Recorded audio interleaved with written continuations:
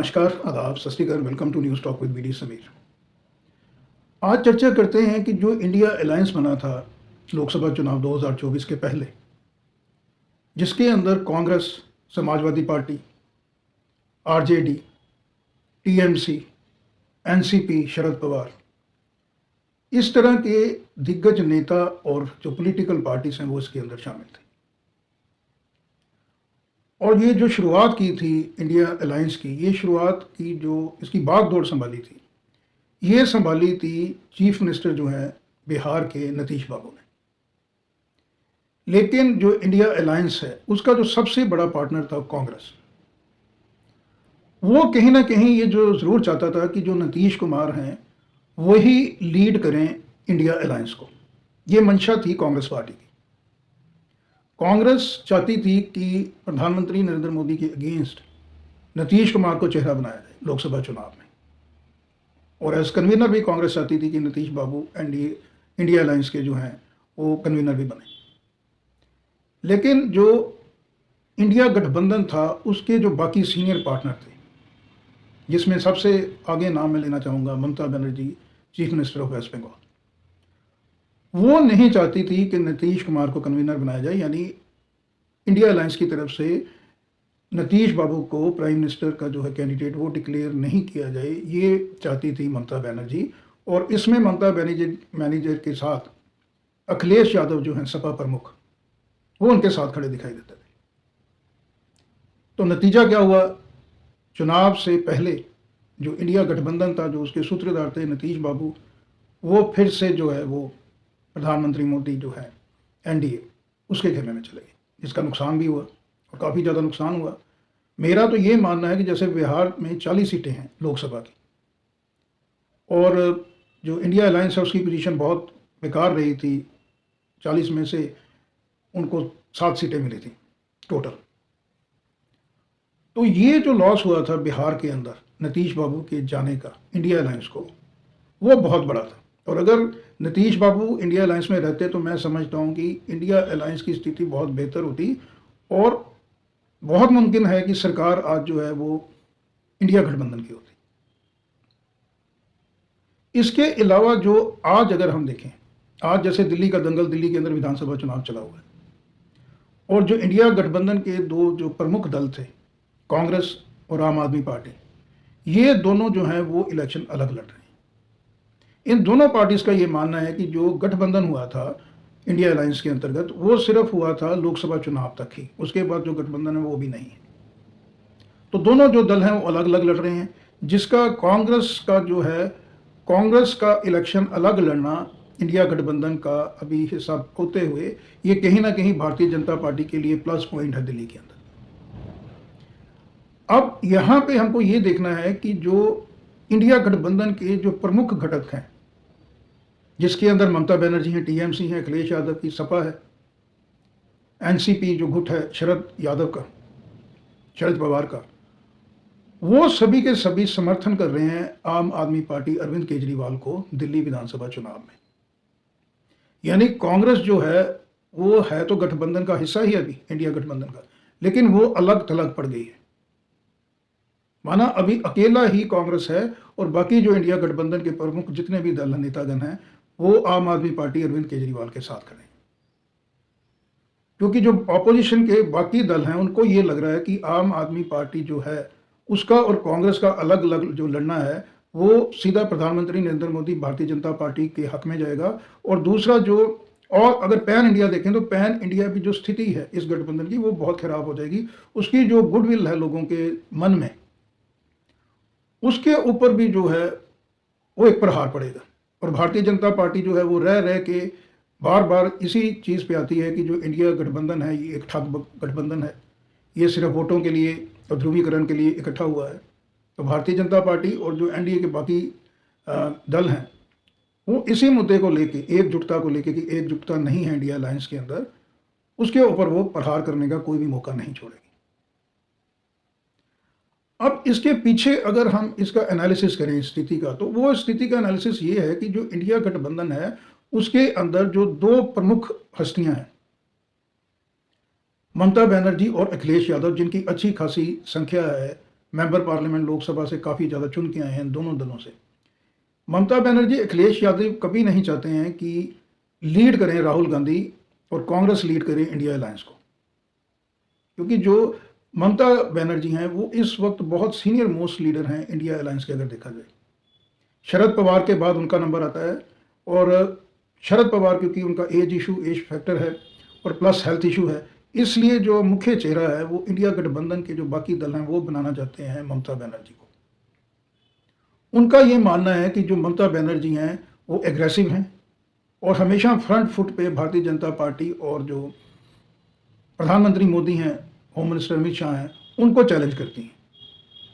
यानी बिना डरे हुए बेबाक तरीके से वो अपनी राय रखती हैं। और इंडिया गठबंधन के अंदर एक कंसेंसस पीछे ये ज़रूर बना, अगर हम देखें 1-1.5 महीने से यही चर्चा चल रही है कि who is going to lead the India alliance right now, क्योंकि लोकसभा का चुनाव तो अब हो गया, अगला चुनाव 2029 में आएगा, तो उतनी देर तक इंटैक्ट रहना चाहिए इंडिया अलायंस। और अगर इंडिया अलायंस इंटैक्ट रहता है under the leadership of Mamata Banerjee, तो they can well challenge the Bharatiya Janata party जो अगले लोकसभा चुनाव होंगे। उसी के लिए ही ये सारा जो दारोमदार है और ये सारी जो भी एक स्ट्रैटेजी बन रही है वो यही है कि एक चेहरा जो बहुत ज़्यादा पॉपुलर भी हो, जिसके ऊपर कोई पिछला उस तरह का पुराना बैगेज भी ना हो, वो चेहरा लाया जाए इंडिया अलायंस की तरफ से। यानी जो दिल्ली का चुनाव है, जो कांग्रेस अपनी खोई हुई ज़मीन को फिर से हासिल करने के लिए लड़ रही है, जो खोई हुई ज़मीन, जो खोया हुआ वोट बैंक अरविंद केजरीवाल उनका ले गए हैं, उस परिप्रेक्ष्य में कांग्रेस जो है वो इस इलेक्शन को लड़ रही है आम आदमी पार्टी के अगेंस्ट, यानी इंडिया अलायंस से बाहर आ गई।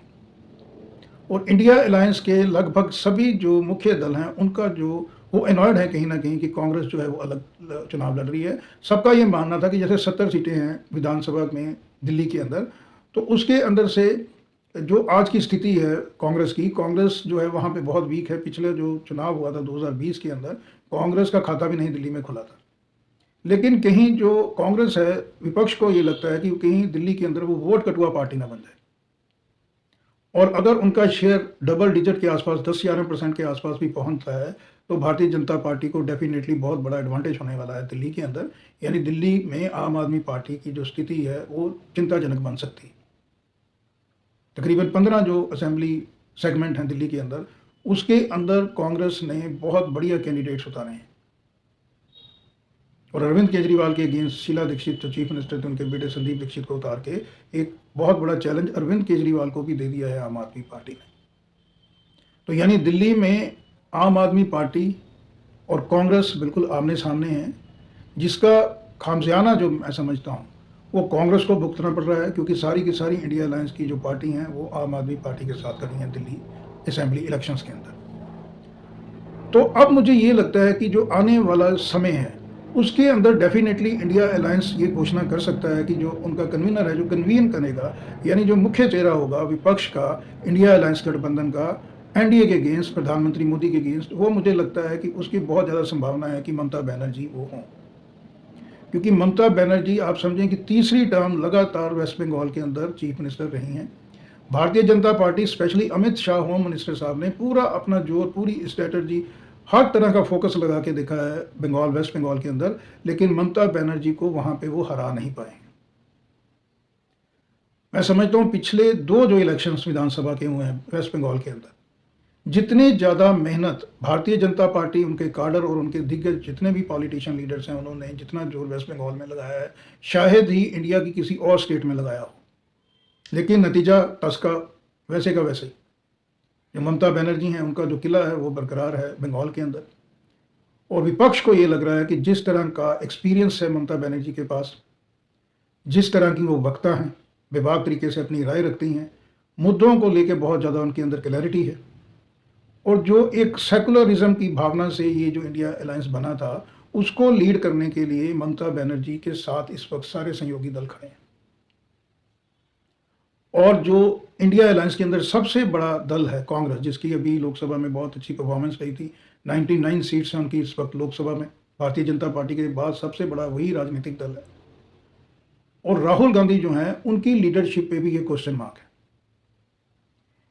उसकी वजह क्या है? उसकी वजह जो उसके पीछे जो सबसे प्रमुख वजह ये है कि जितनी भी ये स्टेट लेवल की पॉलिटिकल पार्टीज़ हैं, जो बड़े दल हैं, जैसे Samajwadi party, RJD, TMC, Sharad Pawar की पार्टी है, इन्होंने कांग्रेस का ही वोट बैंक जो है वो हासिल किया था अपनी अपनी स्टेट्स के अंदर।